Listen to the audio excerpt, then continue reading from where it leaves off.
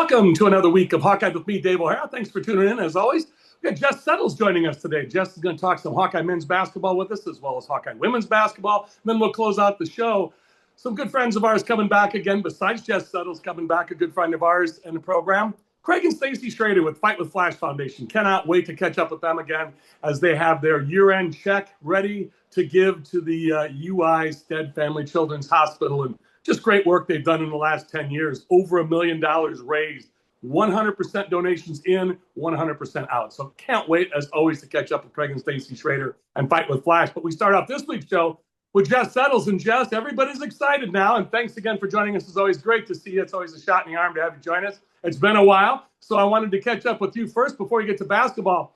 Hawkeye football, 23 of the 27 years Kirk Ferentz has been at Iowa. Bowl game. Back to Tampa. Used to be the Outback Bowl. It's the ReliaQuest Bowl now.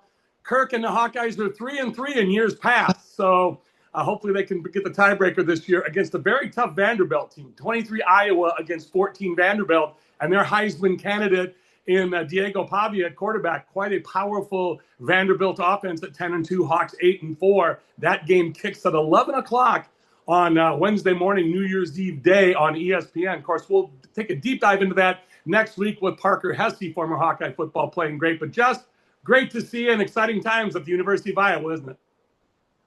Yeah, just amazing to go to another bowl game, a big bowl game. It's something that none of us who are older especially would ever take for granted, right? Because we've just paraded to good bowl games with Hayden and Coach Kirk, and this is a little bittersweet year for us, right? Because we were a few field goals away from being in the playoff, and we were. I mean, obviously the Oregon game and the Indiana game were epic, but I'm very thankful for the guys for the effort they put out and for the winning and for overcoming a lot of odds. And how about Dave? It sounds like they're all playing in the game, which is shocking. Yeah.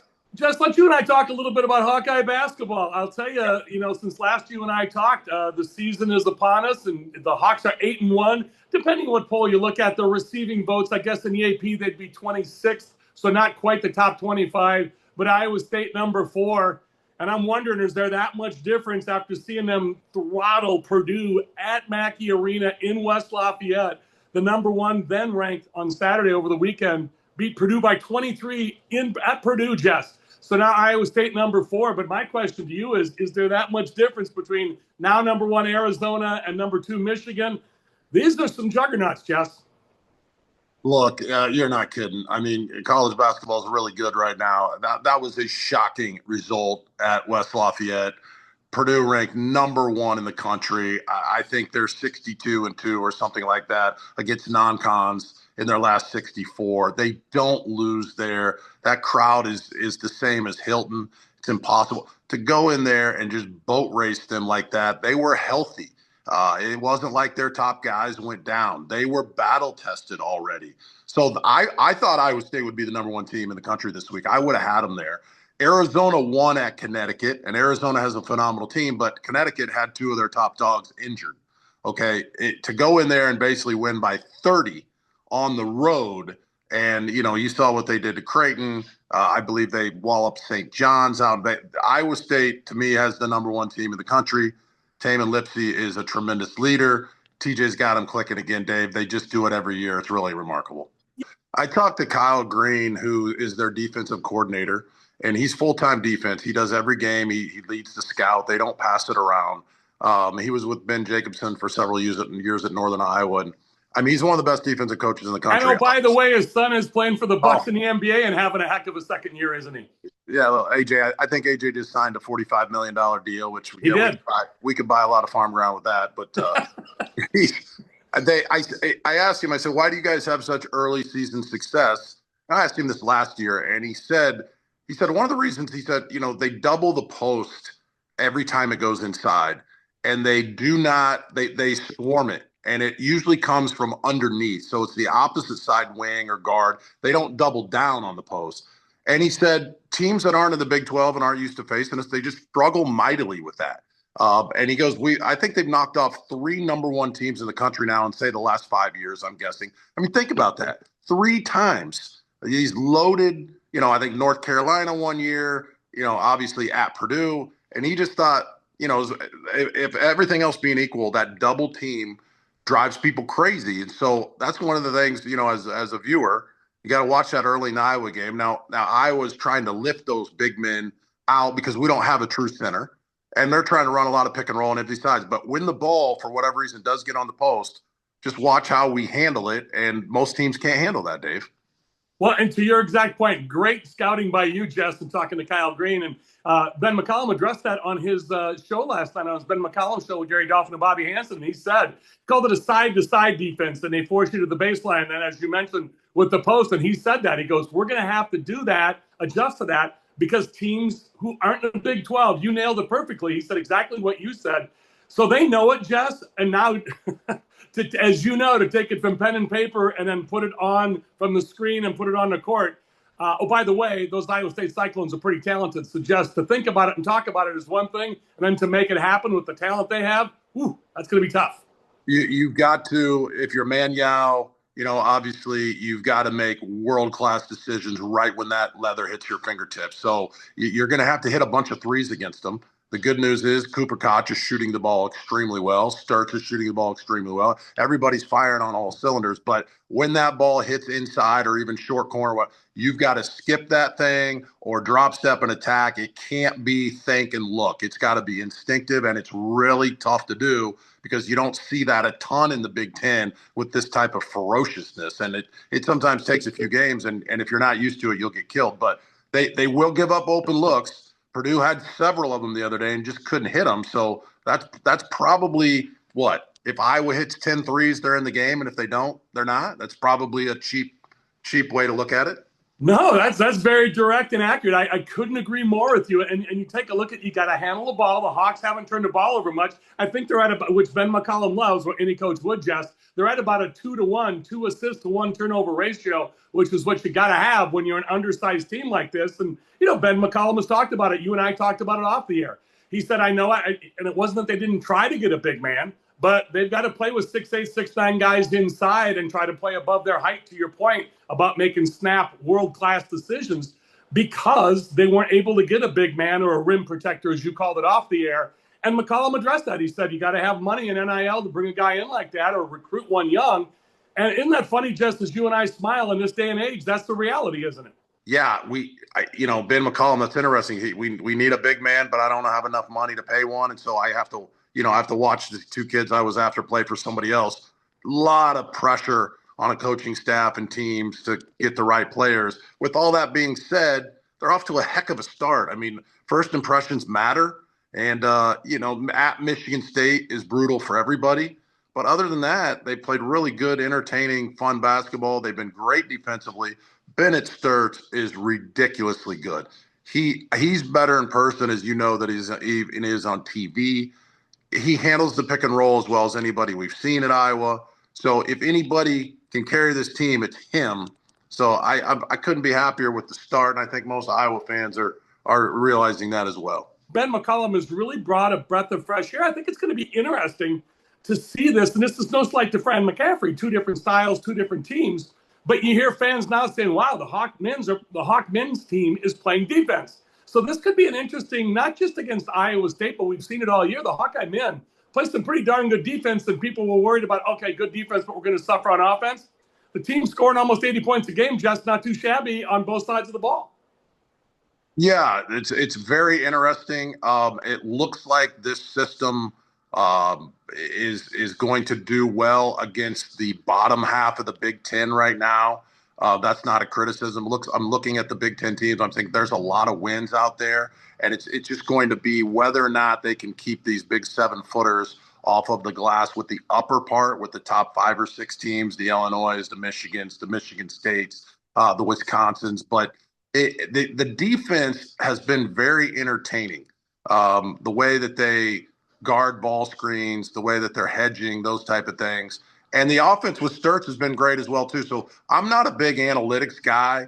I know some of the announcers were talking about pace of play the other day, but for me, it's so far so good. It's been fun to watch. Folks, there he is, Jess Settles, former Hawkeye basketball playing great, Iowa farmer, and current college basketball broadcaster for the major networks, ESPN and Fox, Big Ten Network, FS1, that type of thing. But Jess, If you'll hold on just for a moment, we'll take a quick commercial break. We'll come back and close out talking about Hawkeye women's basketball. And then I'll close out the show talking with Craig and Stacy Schroeder with the Fight with Flash Foundation. I'm Dave O'Hara. We'll be back with more Hawkeye and Jess Settles in just a few moments. Hawkeyed is brought to you by Better Edge, your ultimate social betting marketplace. With no VIG, you're bound to win more on every bet on Better Edge. Founded by Hawkeye alum James Settles and proud Iowan Greg Kieski, Better Edge delivers an unmatched betting experience. Plus, what's not to love when they're committed to supporting charities and children's hospitals near you? Join the action now. Sign up at betteredge.com/Hawkeyed and get $10 to start winning more today. Better Edge, where your social betting means your bets go further and you win more. Welcome back to Hawkeye with me, Dave O'Hara. Pleased as always to have this guy join us, Jess Settles. I've been on the air, Hawkeye statewide television throughout Iowa and the bordering states. Jess Settles has joined me all those 6 years, as well as on radio. So, Jess, it's always great to see you, former Hawkeye basketball playing great. You and I are going to talk some Hawkeye women's basketball. Thanks for staying over from the first segment talking men's basketball. So, Jess, how you looking with Jan Jensen and her crew? Year 2 of the Jensen era. She is the post whisperer. She's got the Twin Towers, reminds us Hawkeye men's basketball fans of days past with Michael Payne and Greg Stokes, the Twin Towers. Now she's got Ava Hayden and Hannah Stolke. And oh, by the way, if something happens to one of those two and they need to blow, she brings in 6'5" freshman Layla Hayes from Alaska. So, and all three of them, Jess, as I know you'll appreciate, they run the floor really well. So it starts in the post with the Hawks this year. Then, of course, you mix in Stremlo, Chit-Chat Wright, Kylie Fearback, Taylor McCabe. You've got some nice pieces that can fit in. Fun team to watch again, Jess. They're number 11th ranked now in the AP, depending what poll you look at. Hawkeye women at 9-0, facing the Cyclone women ranked 10th. Again, we're recording this on Tuesday afternoon, December 9th, the day before the Hawkeye Cyclones game. So, Jess, we get a chance to look brilliant here and do a preview. But, man, Audie Crooks, Iowa State, we know, Addie Brown, her running mate at Iowa State, they've got their own two-headed monster. This is going to be one for the ages, Jess, Iowa State, Iowa. I just think it took over the national ESPN platform, right? They're going to really hype this game up. So good for the state of Iowa. Have so many good basketball players over the last 100 years, all the way back to the 6-player game. So there's a tremendous tradition here. Obviously, Caitlin has elevated everything. And then now Audie comes along and she's putting up 40-plus points every other night in a half, which is just ridiculous. But I'm glad you brought that up. She's the leading scorer in the nation for men's and women's basketball, no matter who it is. 27-plus, Jess. Unreal. Ava and Hannah, if anybody can try to play physically tough to her, that's going to be a fascinating matchup. What's interesting is my wife, Joanna, is also a broadcaster and a teacher, but does some broadcasting for the state tournaments in Iowa, the volleyball, the basketball, and does some college as well. I remember her coming home, 4 years ago, maybe called one of Audie's freshman or sophomore games in high school. She said, you're not going to believe this. I've just seen a girl with the best set of hands as a post player I've ever seen. She said everything near her, she snatches. And so that's the first time I'd ever heard about her. And so my wife was high on her. And then Joanna and I just broadcast the women's tournament, a big tournament, the Cayman Islands Classic over Thanksgiving. We had to call a Miami game, and that they had just played the Iowa Hawkeyes. So we were kind of double scouting them, and we said, what makes Iowa good? And they said, look, Hannah and Ava just bullied our posts.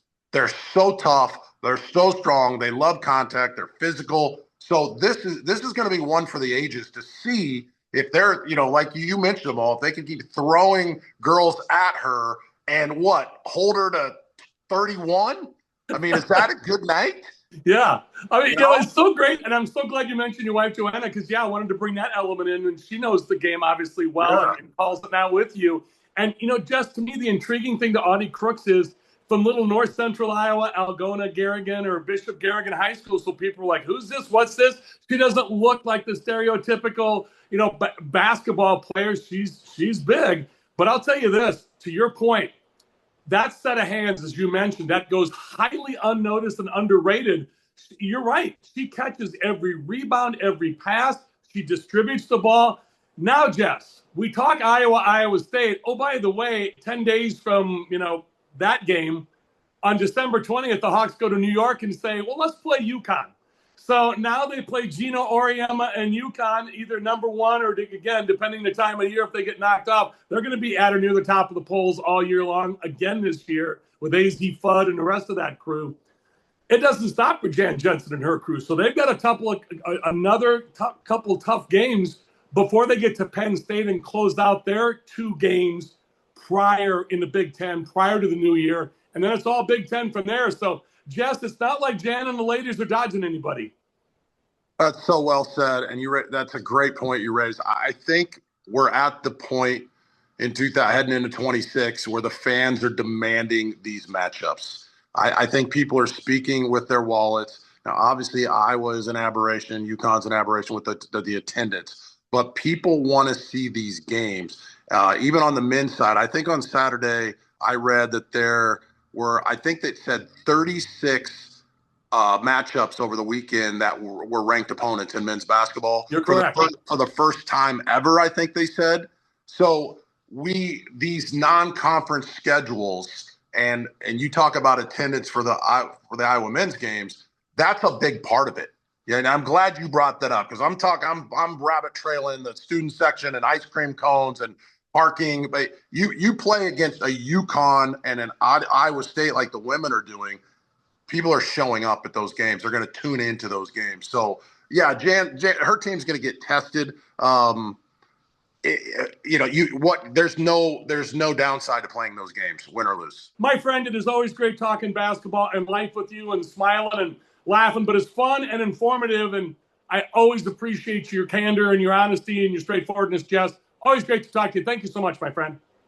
I appreciate you, Dave. Good job. Appreciate you. And likewise to you. Folks, there he is, Jess Settles. I'm Dave O'Hara with Hawkeye. We'll be back to close out this episode with Craig and Stacy Schroeder from the Fight with Flash Foundation. Back with more in just a few moments. If you want to go faster this spring to capture that additional yield, protect your seed when you're planting early.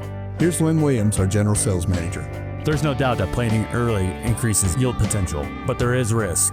With Merchman Seed's Starting Line and Starting Line Plus seed treatments, we are managing those risks. Combine that with soybean varieties with proven defensive packages, and you're going to see higher yield potential across all your acres. Contact your local Merchman Seed dealer today and find out about Starting Line and Starting Line Plus soybean seed treatments. From Merchman Seeds, your friend in the field. Welcome back to Hawkeye with me, Dave O'Hara. Pleased, most importantly, to bring these two back on the show. Our good friends, Craig and Stacy Schroeder, Fight with Flash Foundation. Their bright, shiny faces. Great news, as always, they bring to us. Craig, Stace, it is great to see you both. How's everything going with you two? It's going amazing for us. Good. So good. We love the holiday season. Holiday season. Yeah. How can you not love that? That's right. FightWithFlashFoundation.org or FightWithFlash.org, the Fight with Flash Foundation via social media. So, Craig, I've delayed the audience long enough, and Stacy will get to you with other events upcoming for Fight with Flash and dance marathons and such. But, Craig, it's the end of the year. We're recording this on Tuesday afternoon, December 9th. Our budget, we don't have one, so I'll do a fake drum roll here for you. But what is the – yeah, that's right, Stacy. You did such a good job last year with that. That's right. Thank you. Craig, what is the amount this year that Fight with Flash Foundation is donating to the University of Iowa Stead Family Children's Hospital? But before you say it, Craig, I want to remind the viewers, if you can help, please do. Again, fightwithflash.org or the Fight with Flash Foundation via social media, because I'm going to reiterate this till the cows come home, because it bears repeating. Every dollar in goes every dollar out, 100%. No administrative fees, no waste. All your money goes right to the hospital. So, Craig, without any more further ado, lay it on us, please, my friend. So we'll be doing a check here coming up to the Children's Hospital for $122,000 again. So great year. Another really, really great year, all just because of wonderful community and support. And it's amazing. And it's favorite time of the year for us, because we'd be able to go up and take lunch to the staff and be able to take gift cards or to the families, give it to the hospital, and they give it to the families, unfortunately, are treating, but be able to give them a big check and a bunch of hugs. Hug-a-palooza that day, I think is what we're going to call it. So well stated. So, Craig, I want to let everybody know, because Jess Settles, before you on this show, he had said, too, he goes, it's been 10 years. So 10 years since Austin Flash Schroeder, your son, passed and terrible disease of cancer. But You know, when you say 122,000, as we know, 22, that's Flash's number, favorite number, and Austin Flash Schroeder. But Craig, what is the total now after 10 years that we're approaching that almost between 1.1 and 1.2 million, right? Because last year you passed the $1 million mark. Yep. Last year we were able to get past $1 million. So now we'll be at 1.122, and then a bunch of other twos added up over all the years. So hard to know exactly what it's going to be, but this year will also be well over 400 families that we've helped during the Christmas time as well. On top of that, 1.1 plus million. So. Well, I'd tell you to keep fighting a good fight, but you've got that well accomplished. And Stacy, before I get to you and the dance marathons and other events, I'll never forget the words, Craig, that you shared, which when you were talking to Austin about this and going through the tough time in his life. And he said, yeah, I know it's not fair, Dad. And you said, well, that's, it's okay to feel that way. And he said, no, I'm not talking about me. I'm talking about other kids. So I want you to, his dying wish was for you and Stacy to do this. So again, at 15 years old, to have that kind of wherewithal and humanity going through what he went through at my advanced age, I'm not even sure I would be at that point. So I always want to repeat that part too, because I am blown away by you two are driven on a mission, your own mission, but the fact that your own son said, this is what I want you to do. And you two have held true to your promise. A complete admiration from my part and all the viewers, but I just have to always repeat that every year. So Stacy, lay it on us. Now what's happening with you? I'd always ask you guys what's going on, and your answer should easily and simply be everything. But let's get a little specific, Stacy. So let's talk dance marathons first, please. Yep. We are definitely going to be gearing up for which we always love, going to the dance marathons in our town, like University of Iowa. We love all the schools, Iowa, Iowa State, UNI. There's Mount Mercy, there's Kirkwood up there. I mean, so many of them that we have, they have our hearts all over. And whenever we meet anybody new and they tell us they have been a part of their dance marathon in their school, it just melts our hearts. We just always give them a hug and say thank you for what you do, because they have chosen to be a part of that organization. And it is truly our favorite organization out there. A student run, they work all year round to raise funds for the Children's Hospital, and it's amazing, and we love them so much. So to us, be able to go and speak at these and again share more of Austin's story, and also just how the dance marathon, one thing we do love about them so much is that they just never let any child be forgotten. So. Well, what I also admire wonderfully is, and great job, Stacy, by you as always, and also you, Craig. But what I love now is your other kids, your daughter and son, who are adult age now and in college or just out of college, and they've always been a part of this and continue to be. So it's truly a family effort or a family affair with the Schroeders and your kids, you and Stacy and Craig. But I love the fact that it's a family affair and your neighborhood that you've lived in for years. Everybody's involved. But the other cool thing is, besides dance marathons, you had another banner year at the Fight with Flash golf tournament. You had the citywide baseball tournament in North Liberty that is just every year gets bigger and bigger and gets on Mediacom television and is televised. And then you also have the whiskey auction, other auctions throughout the year. Never stops with you guys in a great way. It is year round, but again, it's our life, and it's what we love doing it in honor of Austin and just keeping his spirit alive. And our other two, Cody and Haley, they just are so special, and so they love sharing about him as well, and keeping his spirit alive too. But besides, after we get through all those, usually it's the spring, January through April, truly is all those dance marathons. And then in May is when we get to our Dick Vitale event, where we get to go down to Sarasota and be a part of that, the V Foundation. And that's pretty incredible for us too. So. And I'm really glad you brought that up, Stacy, because right now, especially on ESPN during basketball season, it's been Jimmy V week and Fight with Flash, obviously a part of that. Dick Vitale, you've become very close to over the years. And the McCaffreys, they're not at Iowa anymore. They're at Penn, back to Fran's alma mater. But Craig, you and Stacy were kind enough to arrange an interview years ago that I had Patrick and Connor on, McCaffrey, as well as Fran and Margaret. We all know the story about Patrick laying in a bed next to Austin. They're both fighting their battle with cancer. And, Patrick has now lived and thrived. And it is great, as you mentioned, with Haley and Cody, your kids, they're older. I lost an older brother. I know what that's like. And so for Haley and Cody to honor their older brother, that is really great stuff. Thank you both so much. So for Craig and Stacy Schroeder, Fight with Flash Foundation, I'm Dave O'Hara with Hawkeye. Thanks also to Jess Settles and to my production partners at Better Edge and BetterEdge.com, Greg Kajewski and James Siles. I'm Dave O'Hara with Hawkeye. That's all from me. Thanks to all of you.